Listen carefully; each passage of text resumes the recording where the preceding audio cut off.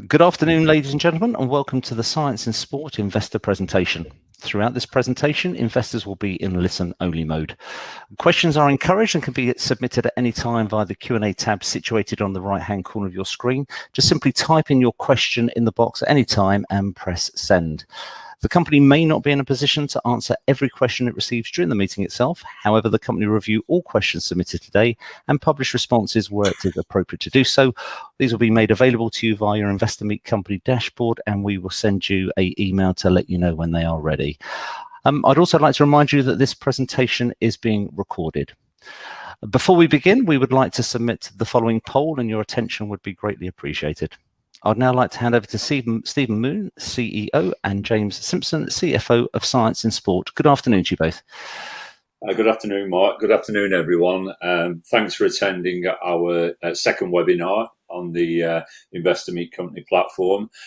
We've got about 30 minutes of presentation to do here. 8 to 9 slides, which is a quick run around of our pre-close trading update on for 2020. Here's the agenda that we'll be running through. So, just summing up the highlights of 2020. We're going to dig into the revenue build-up of the business. So, revenue derived from our online trading, revenue derived from our retail estate around the world.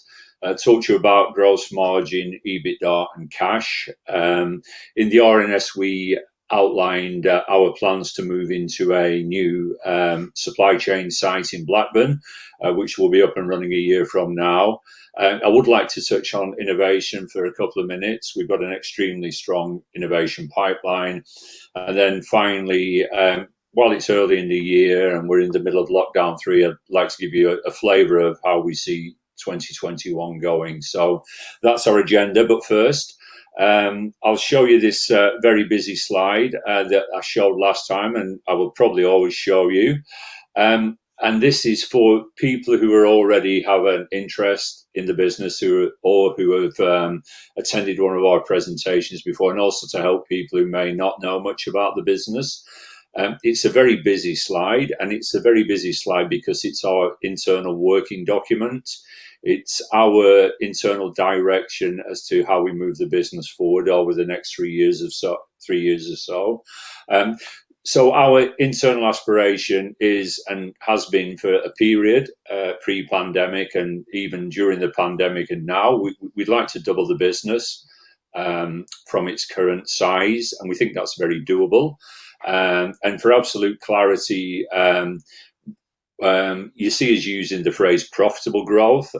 We can see ourselves doubling this business from where we currently stand. And at that stage, we would expect, just from the straight mathematics, that the EBITDA margin is 100 million will probably then be in the double digit, maybe 10, maybe 12%. So if you look at what we're doing on gross margin, what we're doing on channel mix, what we're doing on leveraging overheads, you can see a viable path to a healthy EBITDA margin as well as strong top line growth.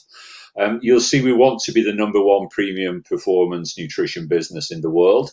And rather than that be a bland sort of throwaway line, we've got measures in place for that. So #1 for us would mean that we've got the highest compound annual growth rate percentage-wise.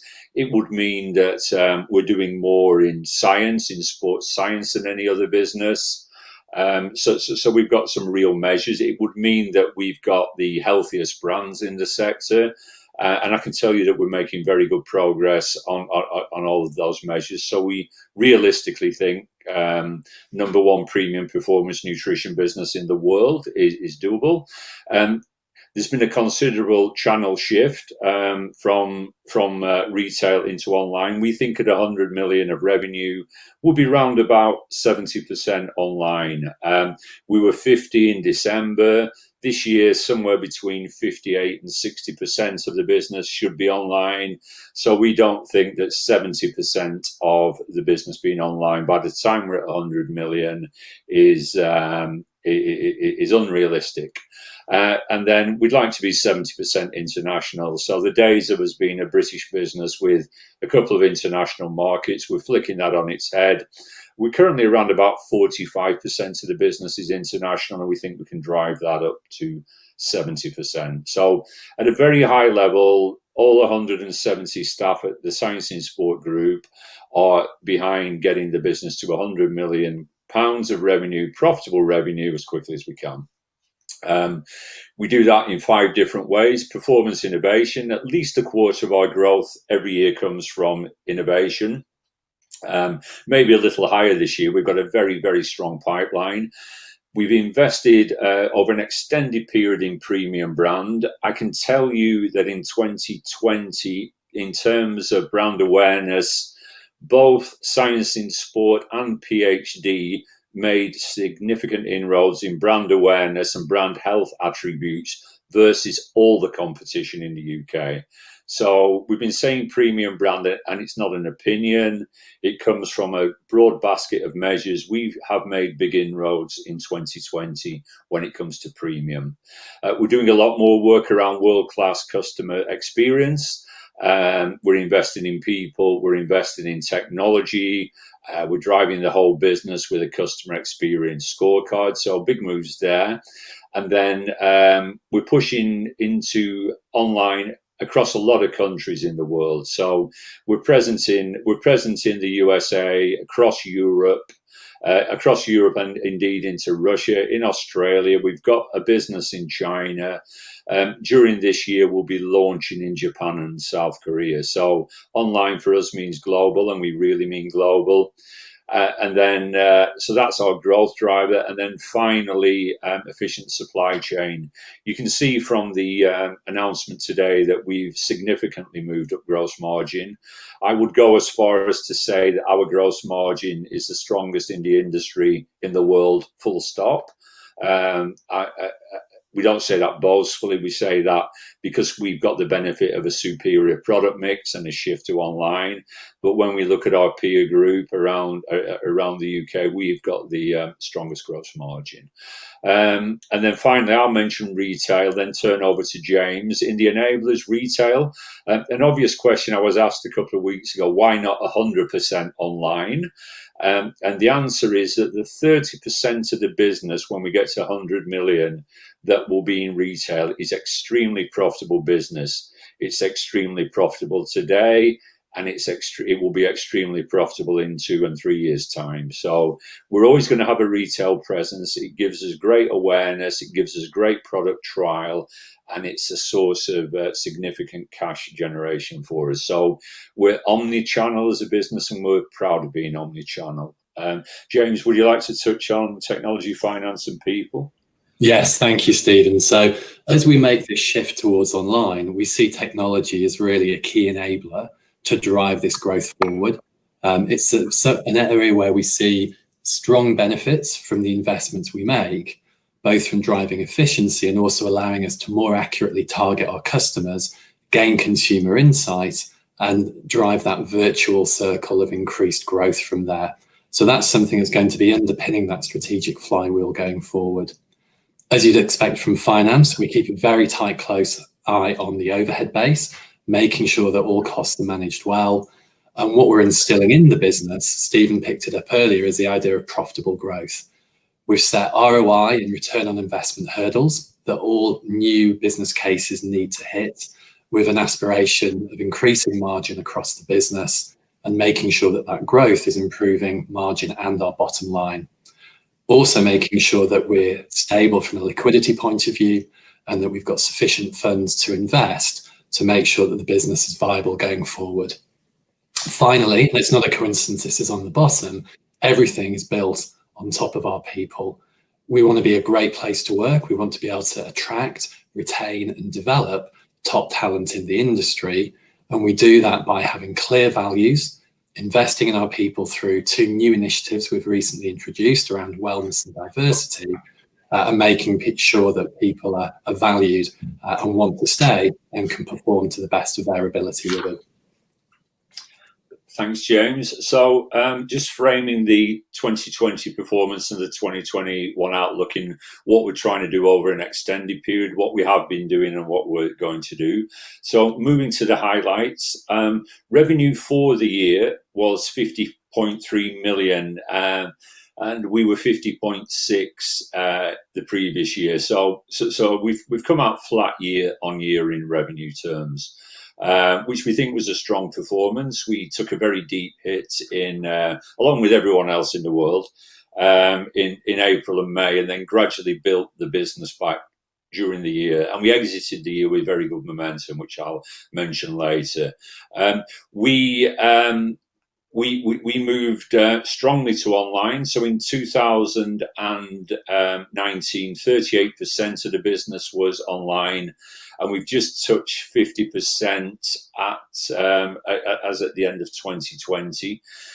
2021, we think that shift continues, and we think we will somewhere between 58 and 60% of the business online by the end of the year. We already mentioned moving 5 full percentage points up on gross margin during the year versus 2019, and it's worth noting that for the second half, the gross margin was 50% for the whole of the second half, as we started to see some of the half one initiatives flow through. So not only did we move up 5 points, we set the table for moving up into the 50s. And we moved into an EBITDA profit of 1.1 million. The original pre-COVID forecast by the Wayne Brown at Liberum was for a 1.3 million profit. So we got pretty close, and within our 1.1, we also took around about £300,000 of directly COVID-related costs, restructuring costs, and precautions at the factory. So we pretty much got there on EBITDA, and we've got a very strong balance sheet right now. We did a fundraise in April because we didn't know how long COVID would last. But the upshot is the balance sheet is strong, and we have generated operating cash during the year. So the business is built on a decent foundation. Digging down into that, so looking at our digital business being our own phd.com and sis.com platforms. We run a broad online business, so we run marketplace with Amazon and Tmall, and we run digital, and it all agglomerates under one functional head, so he's able to sort of play off channel and pricing between the two channels. So really we see online as one big sector. But if I break it out, our own web business grew 29% to 13.1 million. And then you'll see below it that every single metric moved in a positive direction. Traffic was up 13. Conversion for the sector is consistently high at 6.4%. Average order value went up 15 points. Average selling price, and this is the beauty of having the same team manage marketplace and digital. We managed to move our average selling price up 7 points. And the average basket size, the units in basket, went up 9%. We're starting phd.com from a very low base, well, a base of 0 actually, and then we also had a big GDPR cleansing in scienceinsport.com, but we're building both databases well. We're north of 800,000 people on our databases now, so we've pretty much doubled the databases during last year. So that business is in good health, and we feel we're in a good position to accelerate now as we get more efficiency from current sites and we move into new territories. So we're pretty bullish about the digital business. Marketplace, largely Amazon, a little bit of Tmall, 52% growth to £11.9 million. And our traffic for the year was 45% up on the previous year, and you can see conversion is 19%, which is exceptionally high. So by the time someone's showing up to our Amazon shop, we're doing a pretty good job of nailing down 1 in 5 of them to a purchase. We built momentum through the year, so both businesses got hit quite hard in the first lockdown. ScienceInSport.com took a harder hit because of events suddenly being cancelled, but we built them both back. And by the time we were exiting the year, our total online business for Q4 grew 65% year on year. So we feel we're carrying momentum online into 2021. Over the recent 3 years or so, we've taken our base Science in Sport UK and European business, and we've expanded into new markets and channels. So we've launched in Australia, we've launched in Italy, we've launched in football, and we've launched in the US. We're launched in the USA, and we're being very patient with all of those investments. They are starting to pay off. 28% of total Science in Sport revenue in 2020 was due to those 4 phase 2 markets. And also between the 4 of them, they were cash positive. So, investing well and investing for the medium term and being patient starting to pay off. We think maybe about 35% of total Science in Sport revenues this year will come from those 4 markets, and they'll be profitable. Our US business, we've spent a lot of time refining it. It's now Amazon-led. And then we've got some of our very high-spending consumers coming to our own SIS.com website. It grew 35%. We've got a very ambitious growth target in for this year. Now that we've got the model refined, we reduced cash burn significantly last year, and we think that business will be break-even to slightly cash positive this year. So after hanging in there in the USA, we're starting to make inroads. Personally, would rather go slow and be sustainable than go too hard and burn the business up. So on the digital and phase 2 market sides of the business, very good year. We're pleased with it. We've obviously got a big retail business that was clearly more challenging. So we ended up the year with 16 million of revenue in the UK, and which was 26% down year on year. And you would expect that because in April and May being the peak of the downturn, that's a bit of a messed up metaphor. The depth of the depth of the fall off in April and May in retail was more than 70%. We took a real whack, and then it started to build back during the year. Rates of sales resilient on key lines, so things like diet whey, things like that. We're still seeing units per store sort of hanging in there really well. So we're positive. The big grocers moved away hard from being promotional led to everyday low pricing. There was an obvious margin threat there. Our retail team have done a very, very good job of managing that. So we come through EDLP into the new environment in good shape. In general, our margin outlook is positive. Indeed, coming into 2021, we've slightly ticked up our gross margin across the retail estate, and that's to the credit of our retail team.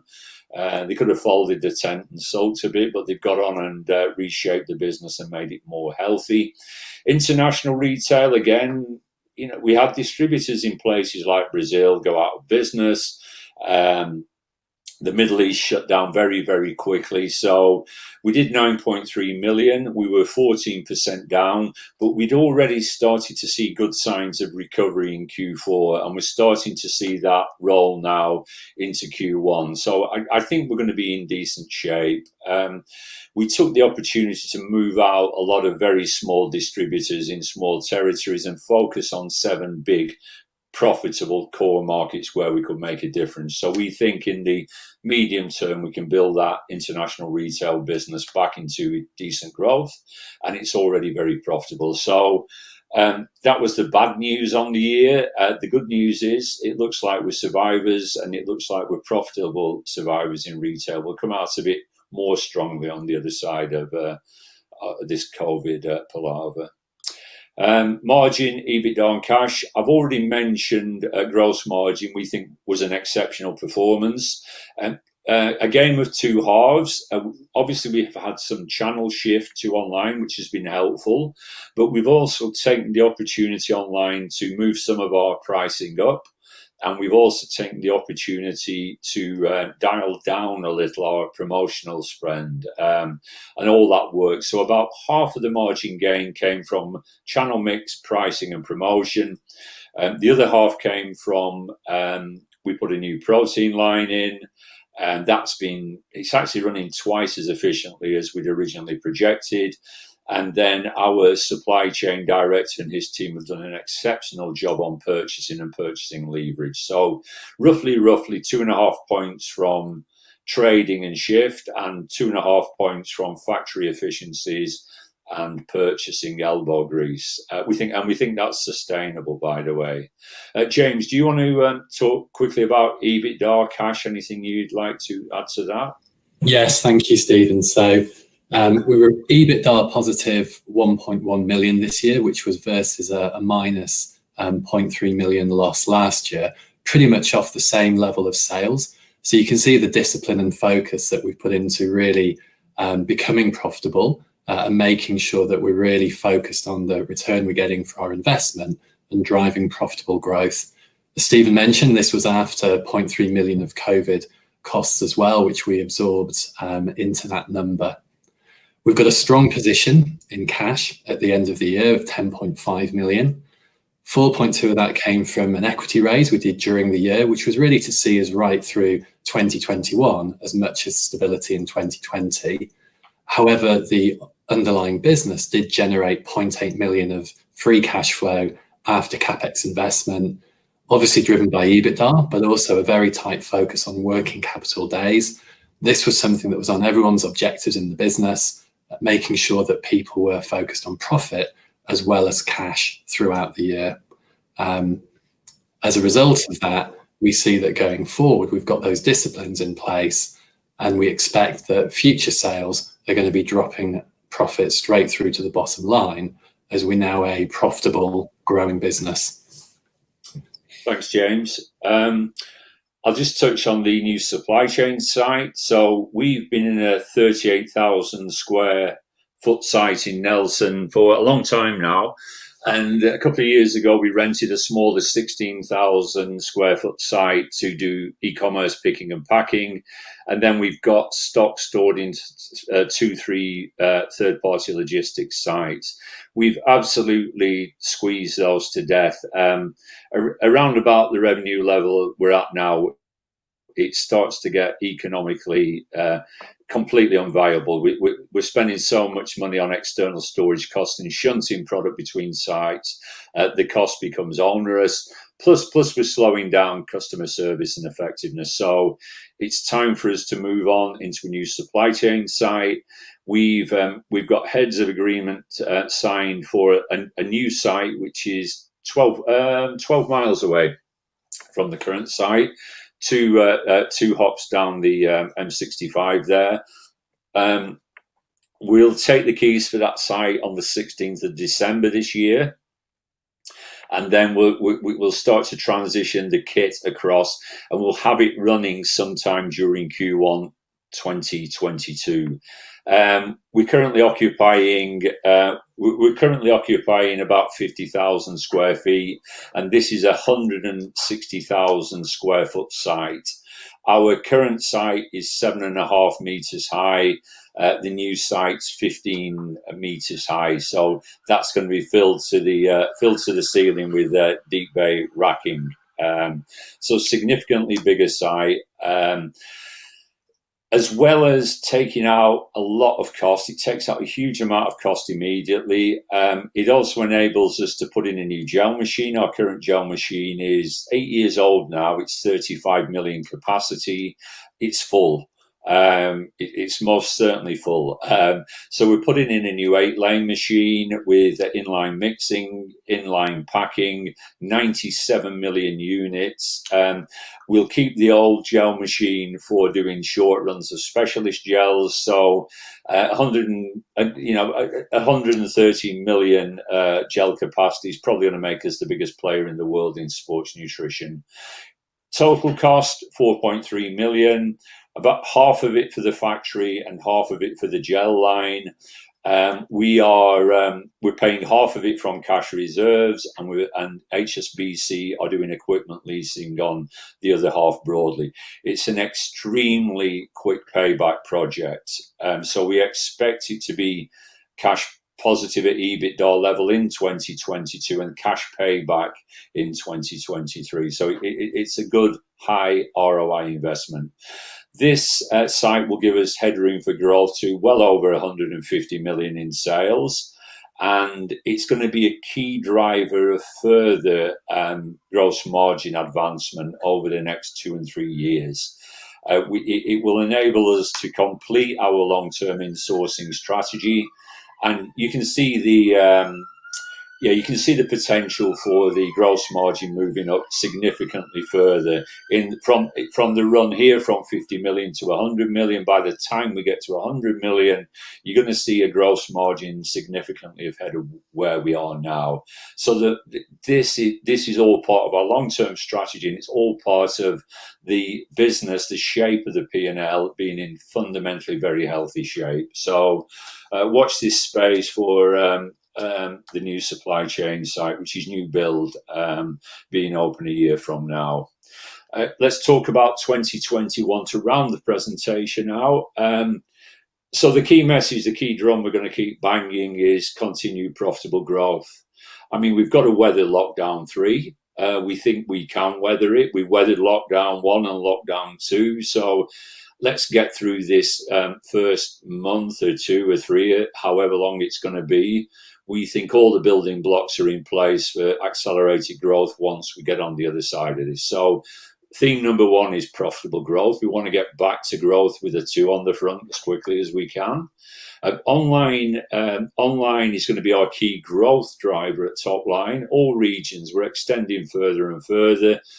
We're going to be putting up 6 new websites in the first half, and for the full year, we're going to be putting up at least 9 and preferably 12 new websites. So we're expanding as quickly as we can across geographies. We're going to weather the COVID storm in retail. There's no doubt. I mean, it's thrown a lot at us already, and we've come out of it in reasonable shape and with margin slightly enhanced. So it's not been a total disaster, and we've got a very strong innovation pipeline. If you go back to the flywheel at the start, it all starts with innovation. We've got an extremely strong pipeline, and I've very quickly got a picture for you just to give you an idea what's happening in Q1.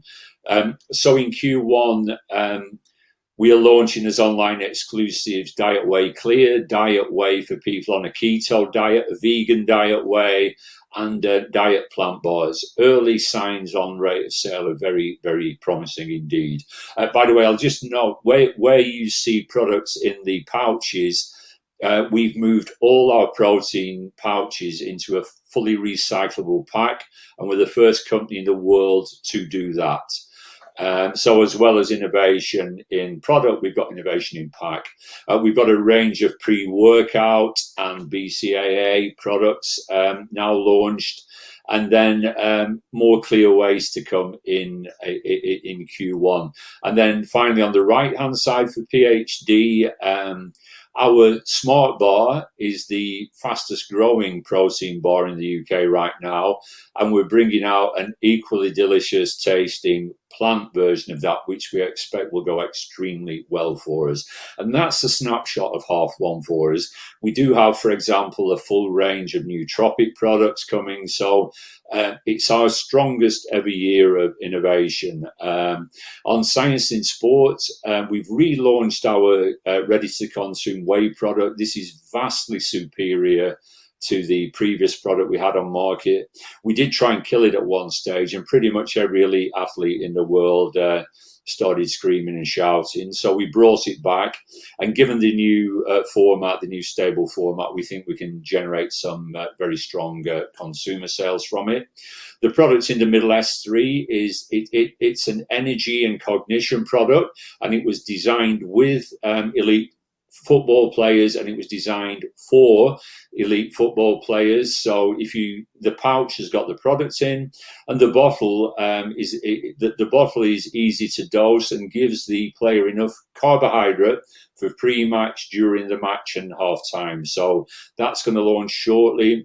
And then finally, for Science in Sport, the Beta Fuel range. So our original very high carbohydrate elite Beta Fuel powder product is now going to be it's now being relaunched with a new carbohydrate formulation, and we are extending it into a gel, and we're extending it into what my American colleague called the gummy bar, so a large gummy bar. So elite athletes in very long events get format fatigue. So if we can give them 60 grams of carbohydrate in a different format to chew, then that's really going to help. So that's to give you a flavour of innovation. We normally say 25% of growth comes from innovation. Ashley Reed, our COO, and the guy who runs innovations, boldly put his head on the block for 30% of growth coming from innovation. So, of course, I snatched his hand off. So that's innovation. Coming back to the slide, we're going to continue to develop gross margin. We think if we stay disciplined, we can maybe eke it up a little bit more this year, and then next year and the next 2 years, then we can start to use the new factory to keep pushing gross margin up. And then finally, new market opportunities. When I said online's the key growth driver for all regions, we're launching both our brands on our own websites in Japan and in South Korea this year. And we've recruited a very experienced team to do that, a team who've been there and done it already. And then we're taking a look at the Indian market, and then we're looking at an online offering for the Middle East. So we've got we've got team and technology in place to continue to drive our digital platform out there. And that's it, really. We'll finish where we started. The theme is still going to be growth. If you're investing in this stock, you're investing in a management team who are looking for growth first, but it's profitable growth. So our internal aspiration is to double the business very quickly. But by the time we've doubled the business, our aspiration is for EBITDA to be in the double digit. And we think that's very doable. Obviously, the pandemic's sort of playing around with the start line, but we've got a plan in place, we've got a model in place, we've got an infrastructure in place, and we've got a team in place. So in this darkest of times for all of us, we're feeling pretty good about the prospects for Science in Sport Group, for both of our brands, phd.com and SIS. So thank you for the time. I've overrun by 3 minutes. Well, that's brilliant. I was going to say that's almost on the 30 minutes as you promised. So thank you to both Stephen and to James. Ladies and gentlemen, please do continue to submit your questions using the Q&A tab situated on the right-hand corner of your screen. But just while the company take a few moments to review investor questions submitted already, I'd like to remind you that a recording of this presentation, along with a copy of the slides and the published Q&A, can be accessed via your Investor Meet company dashboard. I'd also like to remind you that your feedback is important to the company. Immediately after the presentation has ended, you'll be redirected for the opportunity to provide feedback in order that the company can better understand your views and expectations. And we would very much encourage the 30 seconds or so, if you could spare, to provide them with your thoughts. Stephen, James, investors had the ability to pre-submit questions, which we had 2 that were sent in. What I'd like to do, if it's okay, is if I could start off with those, and then I'll ask you to click on the Q&A tab, and if you could start at the top, read out the name, who it's from, and perhaps the question, and give a response. That would be great. But before that, the first question that we received was, recent TR1 notifications have seen a couple of larger long-term investors in SIS, namely Legal & General and Downing, reduce their stakes in the business at a time when you're actually announcing a first move to positive EBITDA for the current trading year, and also when your share price has been lower than in recent years. Do you retain the confidence of these longer term institutional investors, and have they told you why they are reducing their stakes in the business? Downing have significantly reduced their holding. They were with us from the very start. So Downing have been invested in the business for 8 years. Always grateful to them. So the whole Science in Sport story started with Downing. They had been signalling for a period. 8 years is a long time for a fund manager to hold a stock. So they've been signalling for a while that an exit was probably in order. So that's not really a surprise to us. So they've got to run their business. So they exited. Legal & General, the fund manager who was a great supporter of us and actually was one of the key drivers behind the PhD acquisition getting done, retired at the end of last year, and the new fund manager, I understand, has reduced quite a few of the small cap holdings, and we were one of them. Do I ever like to say goodbye to an investor? No. But if I look at some of the investors who've come on board to take that stock up, I'm very heartened. So funds like AXA Framlington have taken up that stock. So if you look at the top of our share register, it's very blue chip. So yeah, there's been some movement, a big turnover on the share register. If I look at our register, it's very heartening, actually. Perfect. Thank you very much indeed. The final pre-submitted question: has the recent economic turmoil presented any opportunities for consolidation in the industry, and are there any areas that you're looking to possibly expand into? We wouldn't. We want to be the world's. We want to stay in sports nutrition and become the world's premium brand, and we've got our targets in place and measures in place. So, if we're going to expand beyond our current footprint, it's always going to be in sports nutrition. We do get asked quite a lot by existing and potential investors about the prospects for M&A.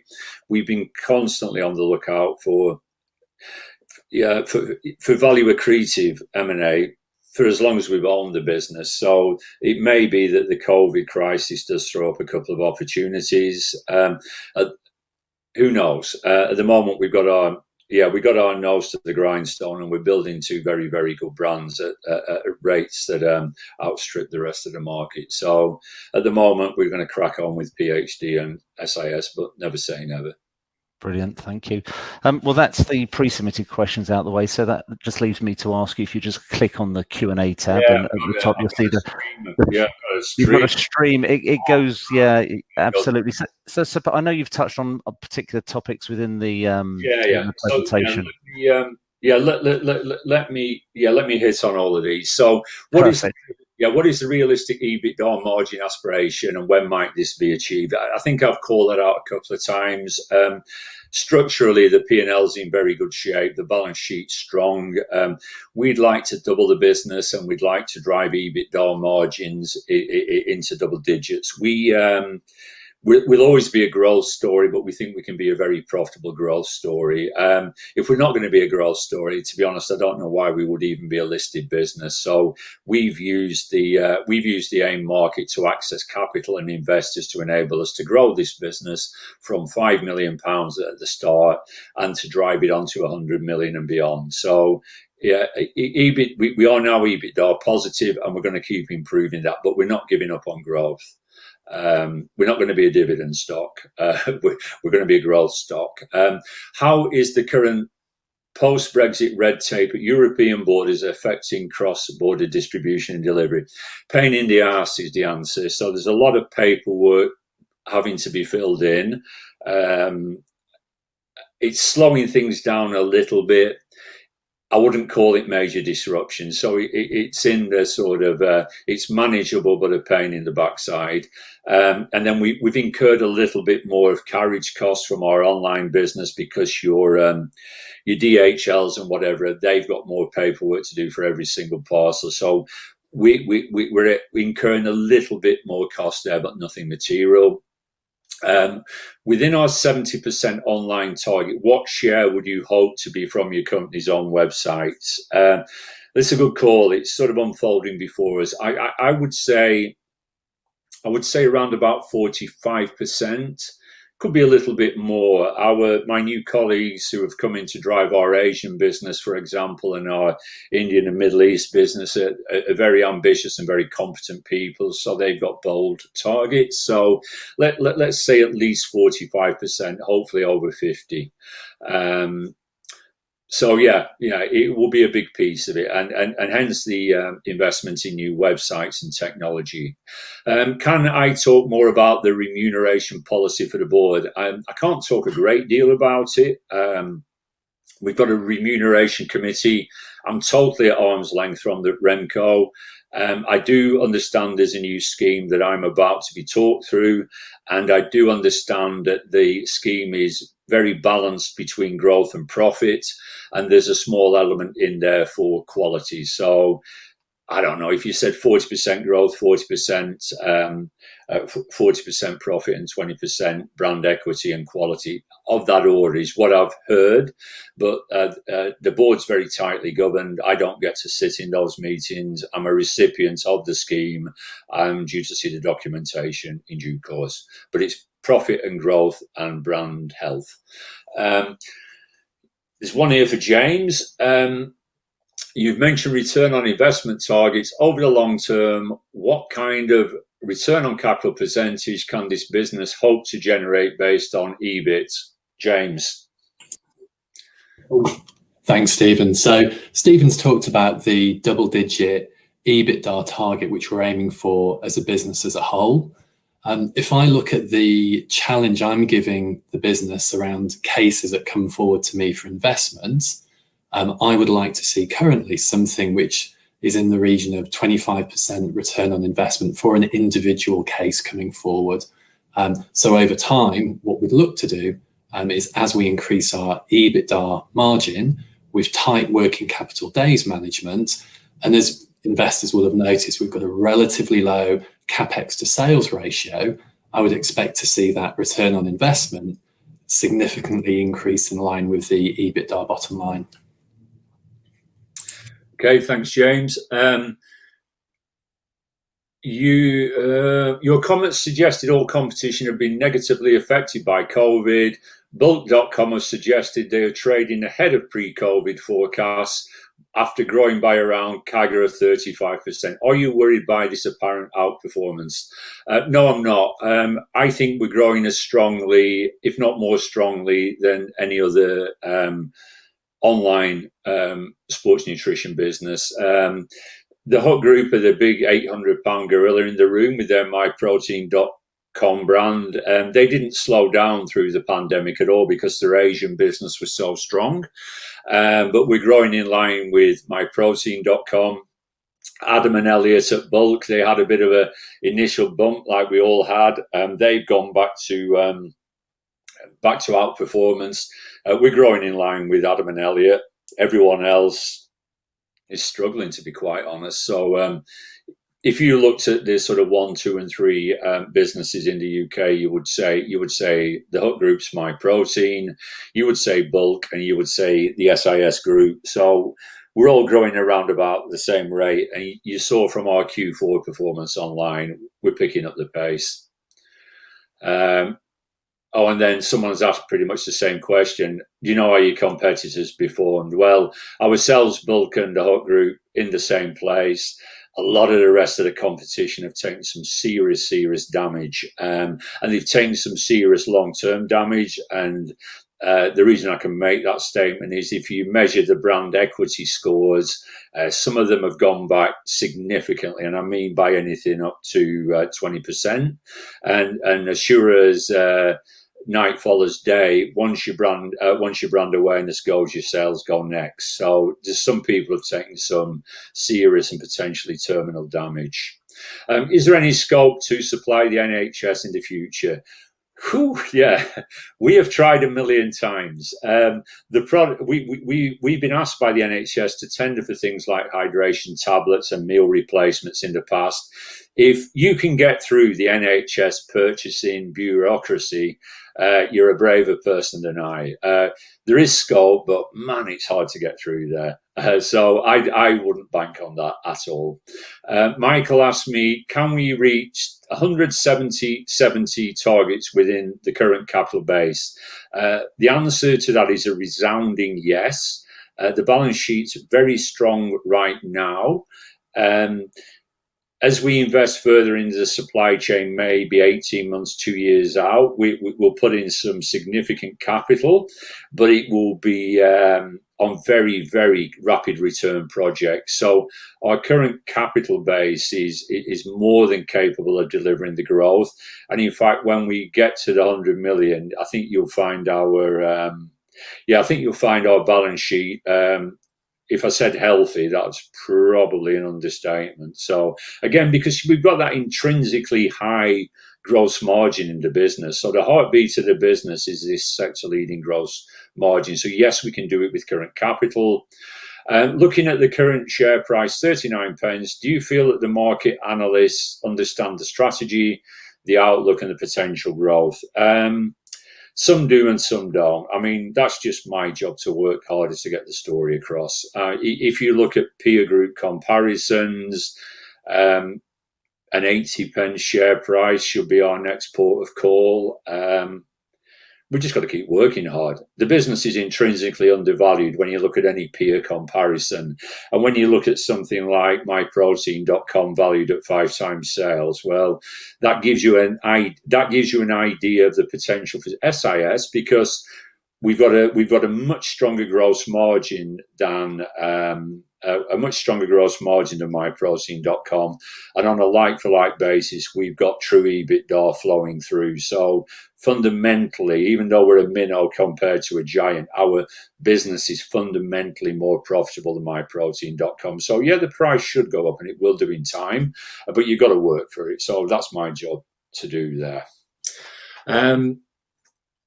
As a customer, it seems the industry norm is to routinely offer very high discounts, sometimes 50%, on inflated notional prices. Is that a description you recognise?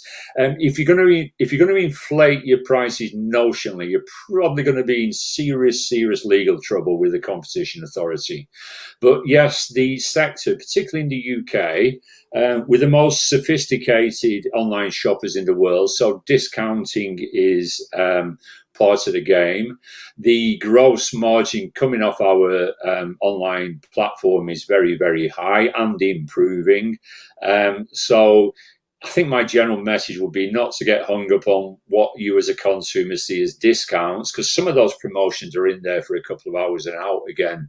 Overall, that both businesses are very healthy. The gross margin on SIS.com, for example, is, I've got to say, 64% was the last report I looked at. And actually, the gross margin of SIS.com in the USA is 74%. So even with all your discounting, these are fundamentally healthy businesses.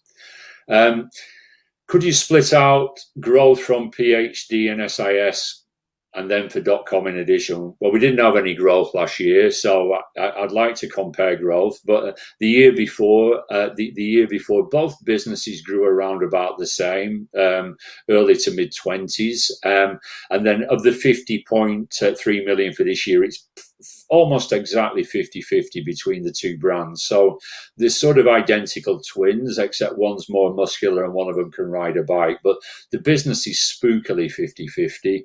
And then the growth of our online business, I quoted in the statement that went out today, grew at 39% for the year and accelerated to 66% leaving. And again, both the businesses are growing equally well. Probably PhD is growing a little bit ahead of SIS.com. Will you look to go into clothing at some point? Not over my dead body. a few nutrition brands have tried clothing and failed spectacularly. So I'm not going there, and I'm particularly not going there when you've got people like Gymshark, who are just tremendous global players. You mentioned a target of 100 million revenue. To what extent can this be achieved organically? The answer is all of it. All of it. Do you intend to further dilute the share value? I think I've answered that already. No, we've got no plans to issue any more equity. We feel we're fully funded.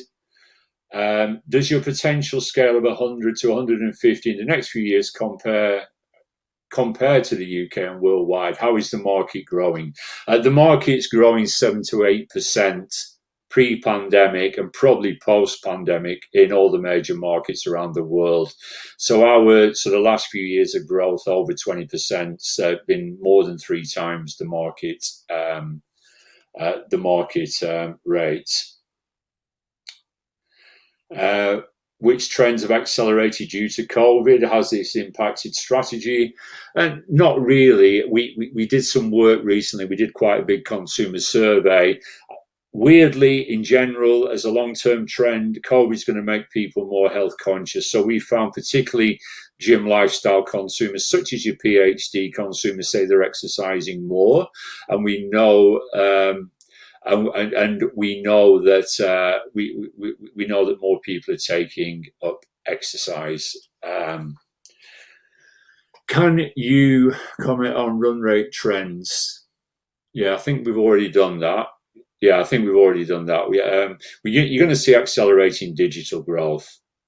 And then can you comment on net contribution margin of digital versus retail, but also online versus third-party platform? At a trading contribution level, so if you go gross margin, less marketing spend, less carriage, and less online selling costs, all channels are currently broadly at the same level of trading contribution, to within a point or two. But what you will see over time, as our own digital platform grows, you'll see the digital platform become the most profitable of all of those. But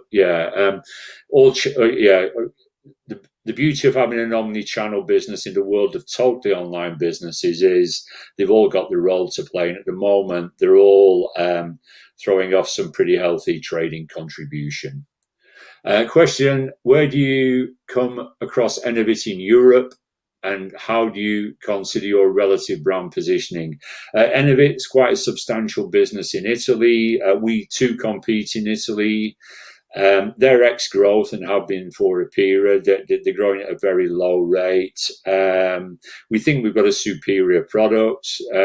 We never take any competitor lightly, but we don't see Innovit as somebody who would take share from us. How do you compare yourself to the Hut Group and MyProtein? Very small is the answer. Very small. I'm a huge fan of what Matt Moulding and the MyProtein team have done there. So we compare ourselves to them in that we're growing at a similar rate, albeit from a much, much, much smaller base. And we think that our product mix is superior. Therefore, over time, our gross margin and that gross margin flowing through will make us intrinsically more profitable than myprotein.com. But I'm a big admirer of that business. You've got to admire what the guy's done. What do you see as the ultimate potential for PhD and SIS in North America? We would like SIS USA to be 15% of the total business in 3 years' time. And that'll be a very profitable 15%. I'm not going to give you some exaggerated figure. I'm not going to say we're Fever Tree and we'll have this massive business. I'm going to say that we'll have a decent sized business that's profitable. And then once we get past the pandemic, we are going to launch PhD in the USA. But again, on a very sort of a conservative basis, we're not going to run at it. And on something like a 10-year period, could sales grow strongly past 100 million? I would hope that our record of delivering growth in the sort of mid-20s CAGR in normal times would mean we can get to 100 a long, long way before 10 years. And after years of dilution, if the business is intrinsically undervalued, why doesn't the board lead by example and make some significant stock buys? I think all the board have bought stock recently, and I think I mentioned last time, because somebody asked me this question, I think I've put in around, I want to say in a roundabout, I've put in $500,000 of post-tax earnings into buying stock in SIS. So the board are significantly invested in the stock. And that's the end of the questions. Stephen, that's absolutely perfect. Yeah, thank you very much indeed. It looks like you've taken on every question that investors submitted during the call. So thank you very much indeed for doing that. I guess before I redirect investors to give feedback, could I just perhaps ask you to wrap up, and then I will take the floor back, redirect investors, and end the meeting. Yeah. So thank you, everyone. It looks like we've got well over 30 people have attended. So I really appreciate the interest in the business. If you've got any follow-on questions, you can go to our corporate website and you can drop me an email on the IR address. We don't have a big corporate comms department. So if you send an email to IR, it drops into my inbox. So I will answer any question you've got as a follow-on if some other question pops up. But again, thank you for your time, and I hope you'll stick with the SAS story throughout 2021, because we think we've got some fruitful years ahead of us now. Thank you very much. Stephen, thank you very much. And not that I'm very good at correcting people, but just to say you've had over 70 investors on this call today. I think the polling numbers were where you're referring. But thank you ever so much indeed for the presentation and for your time today. Could I ask investors not to close this session, as you'll now be automatically redirected for the opportunity to provide feedback. If you access this meeting via the website, the feedback page will appear. If you access via the link sent you by email, you'll be simply asked to log in and provide your feedback. But I could not encourage you more. It's the most valuable thing that I think the company can receive, is the views of potential and existing shareholders. On behalf of the management team of Science in Sport, we'd like to thank you very much indeed for attending today's webinar. That now concludes today's session. Good afternoon to you all, and thank you once again.